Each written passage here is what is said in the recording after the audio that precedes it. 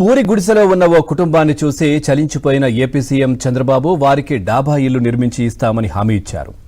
మాట ఇచ్చిన 6 నెలలు తిరగకుండానే వారిని డాబా ఇంటిని యజమానులను చేశారు. ముఖ్యమంత్రిగా ప్రమాణ స్వీకారం చేసిన తర్వాత పెన్షన్ పంపిణీ కార్యక్రమాన్ని చంద్రబాబు గుంటూరు జిల్లా తాడేపల్లిలోని పెనుమాకలో జూలై 1వ తేదీన ప్రారంభించారు.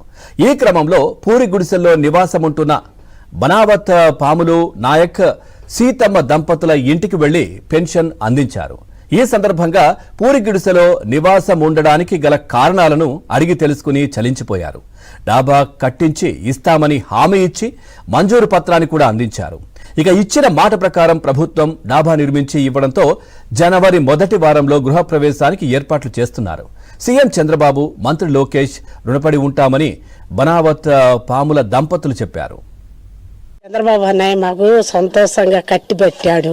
మాకు సంతోషంగా ఉంది, ఆనందంగా ఉంది. అది మాకు కావాల్సింది ఏం లేదు.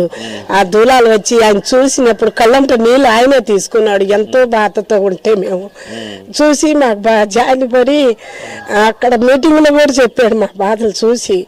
ఎవరు ఆదుకోపోయినా దేవుళ్ళలాగా వచ్చి అన్నయ్య చంద్రబాబు అన్న పరిస్థితులు చూడండి అంటే కూడా చూసి లోకేష్ బాబు ముందు వచ్చాడు. లోకేష్ బాబు వచ్చిన తర్వాత ఎంతో బాధ ఉన్నాం.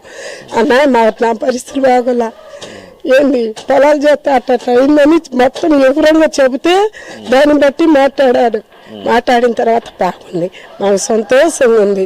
మేము బాధపడేది ఏం లేదు.